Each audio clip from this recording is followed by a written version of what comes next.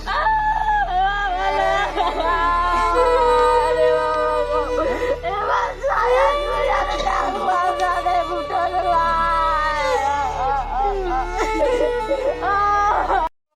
10 तारिखाव थांदोंमोन केरेला धेमाजिनिफ्राय ओमफ्राय दीपांकर बसुमतारीया जि मास मोनबासो जाहैबाय जानायनि गेजेराव बिथांमोना दंहैयोमोन Kerala Ernakulam district post office गोलैयो महतिपुरा एसे थागिबि जायगाया जाहैबाय आदमपुरा कम्पानिपुरी बेयाव सासे मालिकनि खामानियाव दंहैयोमोन बिसोरो समिल होनो टिम्बार होनना बुजायो बे समिलाव खामानि मावगासिनो दंमोन बिसोरो मावनायनि गेजेराव बिसोरो लोगोसे फ्राय दंमोन सासेल' नङा महन्त स्वर्गियारी आरो लोगोसे दीपांकर बसुमतारी आरो लोगोसे उरिस्सानि गपाल मल्लिक आरो नगावनि सन्तोष रय बिथांमोना बिदि लोगो जानायनि गेजेरजोंनो दाख्लै मैया थांनाय सनिबारनि समाव फ्राय बिगुमाया जेब्लानोखि बिल सिल होखांजोबलाङो बिल सिल होखांनायनि गेजेराव बिथांमोना ज' लोगो नांनानै गपाल मल्लिकआ होनदोंनो आं न'आव थांनोसै नोंथांमोनखौ आं माबा मोनसे खालायना गालांनोसै होननानै बिदि होननायनि गेजेरजोंनो बिथाङा महन्त स्वर्गियारीखौ रां होनानै लाल बथलसो लाना फै होननानै बिथांखौ थिनहरदों महतिपुरा बास स्टेन्डआव बेयाव दंमोन जों बास स्टेन्ड खाथियाव दं जोंहा बियार बार मोनसे दं बेयाव सब बुस्थुखौनो मोनो निसा जातीय बुस्थुखौ बिनि उनाव सन्तोष रयआ जेब्लानोखि इयो आं बेदरखौ लाना फैनि नोंथाङा लालखौ लाना फैदो आं एवबाय थानि ज' जों गासैबो लोंलायसिगोन लोंखांनायनि उनाव गपाला गाबोन थाङोबालाय जों बिदाय होलायनोसै होननानै बिसोर ज' रायलायदोंमोन बिनि गेजेराव सन्तोष रयआ सनिबार मोनायाव बिसोरो 10:30सिम थादों 10:30नि मादाव सन्तोष रयआ गावनि रुमाव हाबहैदोंमोन गावनि रुमाव हाबनानै बिथां महन्त स्वर्गियारी आरो दीपांकर बसुमतारी आरो लोगोसे गपाल मल्लिक बिसोर साथामा बे गावसिनि रुमावनो उन्दुना दंमोन सनिबार खालि सनिबारनि समाव जादों सनिबार मोनाबिलियाव बिनि उनाव बिसोरो ज' थानानै साथामबो उन्दुनोसै होननानै 10:30 समाव सन्तोष रयआ गावनि रुमाव थांनायनि सिङावनो बे साथामनि गेजेराव मा जाहोन जालायदों बेखौ सन्तोष रयआ मिन्थिया होननानै फोरमायदों नाथाय आं सानोखि मा गावनो गाव लोगो जानायनि गेजेरजोंनो नाथाय आं सानदों मा आंनि बिहेवाव गेलेदों मा सन्तोष रयआनो माबा मोनसे निसा जातीय बुस्थु होनानै बिथां सानैखौ गावसोर क्लेम खालायनानै बुथारदों नामा होननानै आं सानखुमादों दानदों होननायबो बाथ्रा खोनादों बिथांमोन सासेखौ गोदोना दानदों होनदों आरो सासेखौ बिखा जराव दानदों होननानै खोन्थाहरदों सन्तोष रयआनो नाथाय दाहालागै जाय माने नोंथांमोना जायखौ सन्देह खालामदों बिथाङा गावनो बुंहरदों सन्तोष रयआनो बुंहरदों ओमफ्राय दा सन्तोष रयआ होनदों आरो दासिमहालागै गपाल मल्लिकखौ मोनाखै ओमफ्राय कालिया होननाय सासेखौ पुलिसा लानानै सन्तोष रयआ नगावनि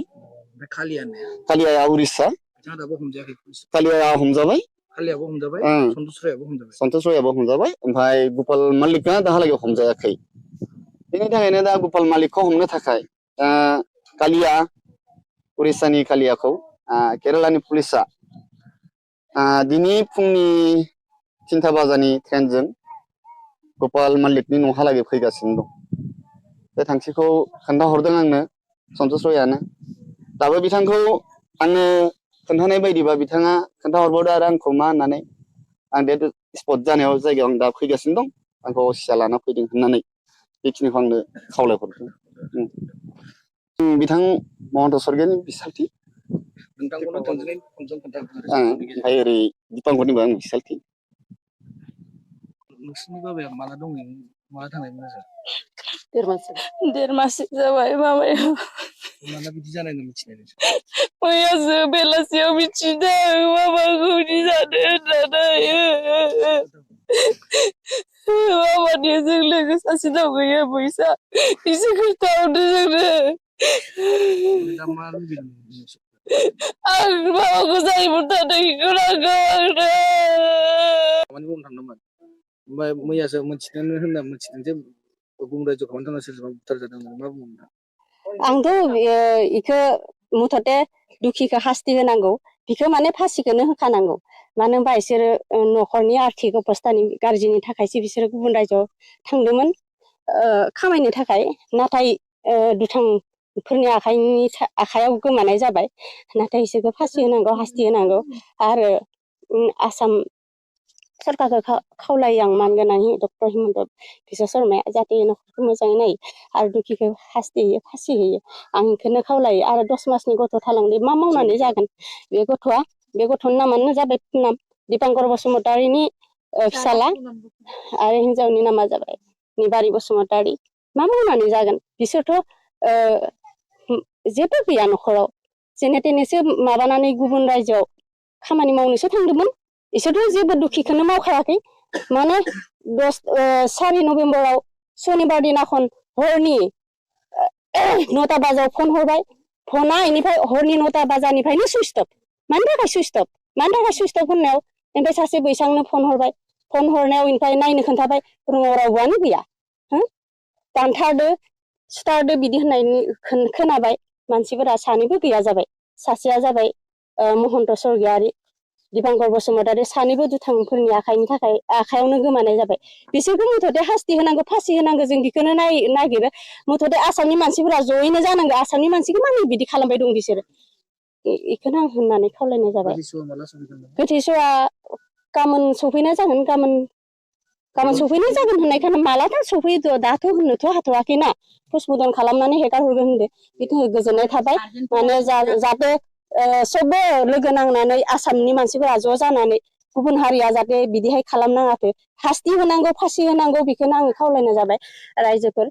सबबो मदद होदो बेखौनो आं खावलायनाय जाबाय बड'लेण्ड पर्टेलखौ साबायखर बावग्रोबाय दा बेवहाय न'खरनि उसुबिदानि थाखाय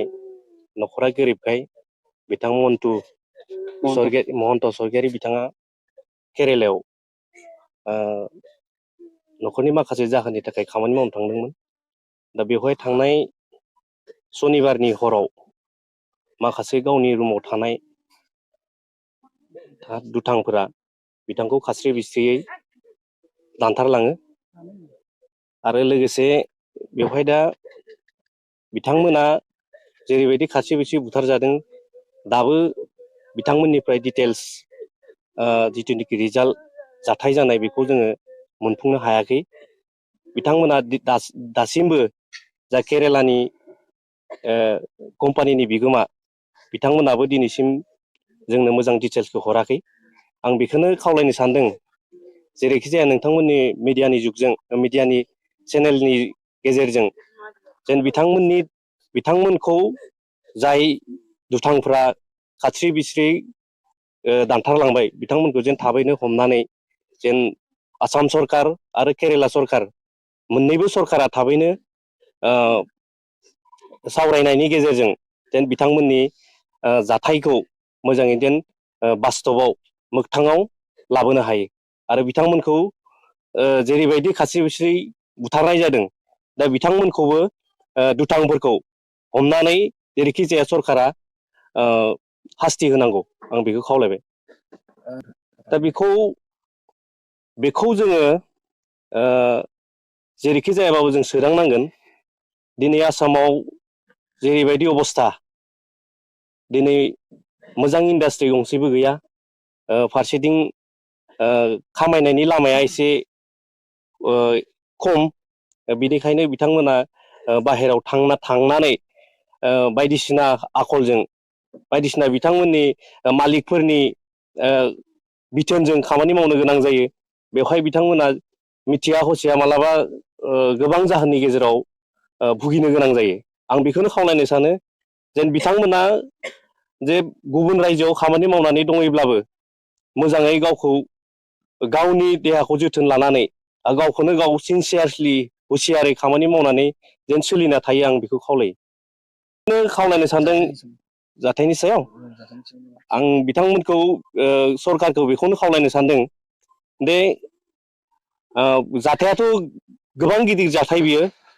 बे जाथायनि गेजेरजों जा जाथाय जालांबाय बेखौ जोंनि आसाम सरकार आरो केरेला सरकार दा मोननैबो सरकारजों सावरायनायनि गेजेरजों जेन जोंनि जालांनाय घटना बे घटनाखौ जेन मोजां बास्तबाव लाबोनानै देन थाबैनो जायफोर दुथाङा बिथांमोनखौ खास्रि बिस्रियै बुथारबाय बे बुथारनाय दुथांफोरखौ थाबैनो हमनानै शास्ति होनांगौ। जों आब्रुमि जानानै बेखौनो बुंनो सानोदि जोंनि आसामनिफ्राय बहुद बिदेगाव खामानि मावहैनो गोनां जायो। मानि थाखाय मावनो गोनां जायो? गावनि न'खरनि थाखा फैसा बायदिसिना गथ' गथाय फरायहोनाय समस्याफोरखौ सुफुंनो थाखाय गोजानाव थांनाय जायो। बेनिखायनो बेयाव थांनानै गोबां जोंनि आसामनि बर' सुबुंफ्रा बहुद घटना जाहैबाय। दिनै बे जोंनि महन्त सरगियारिनि समावबो दिनै बेबायदिनो जाहैबाय, खास्रि बिस्रियै बुथारहैजाबाय। बेनिखायनो आं बिनि जानानै दिनै आब्रुमि जानानै जोंनि आसाम सरकारखौ हिमन्त बिश्व शर्मा बिथांखौ आरो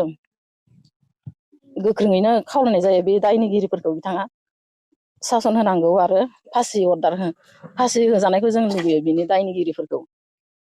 नोंथांमोना माबाफोर सरकारनिफ्राय लुबैदों नामा जे बिथांमोननि न'खराव दाथ' रावबो गैला, फिसाला सासे आरो फिसाजो सासे थानानै बिनि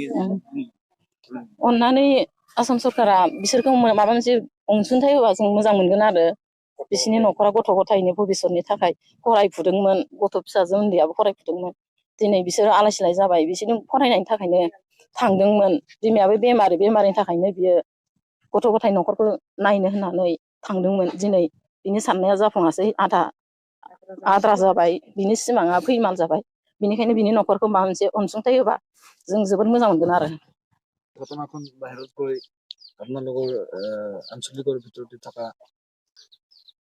আজি ইয়াতে উপস্থিত বড়োলেণ্ড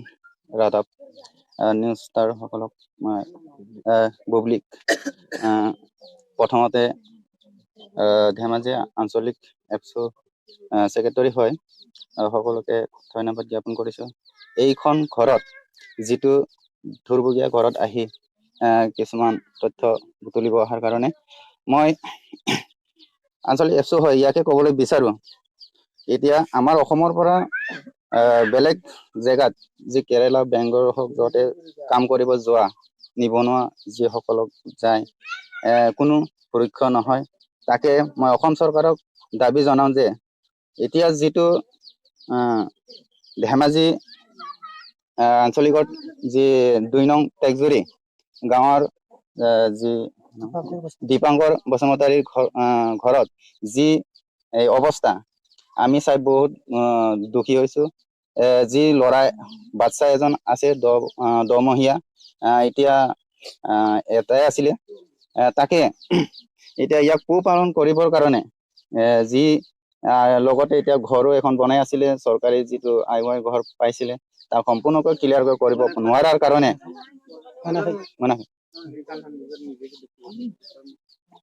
যাতে এই ঘৰখন ক্লিয়াৰ কৰিবৰ কাৰণে বেচেৰা আমাৰ ইয়াত কোনো কাম বন নোপোৱাৰ কাৰণে কেৰেলালৈ যোৱা আৰু ইয়াত যিটো খেতি বাতি হওক কোনো আমাৰ অসমত এতিয়া কোনো এনেকুৱা যিকোনো কাম কৰিবৰ কাৰণে সুবিধা নাই। সেই পক্ষে তেখেতে কেৰেলাত যি কাম কৰিবলৈ গ'ল, তাত গৈ দুষ্ট চক্ৰৰ হাতত পৰি তেখেত মৃত্যুবৰণ কৰিব লগা হৈছে। তাকে অনুৰোধ কৰোঁ আমাৰ অসমৰ মুখ্যমন্ত্ৰী ডক্টৰ হিমন্ত বিশ্ব শৰ্মা আৰু লগতে কেৰেলা চৰকাৰক অনুৰোধ কৰোঁ যাতে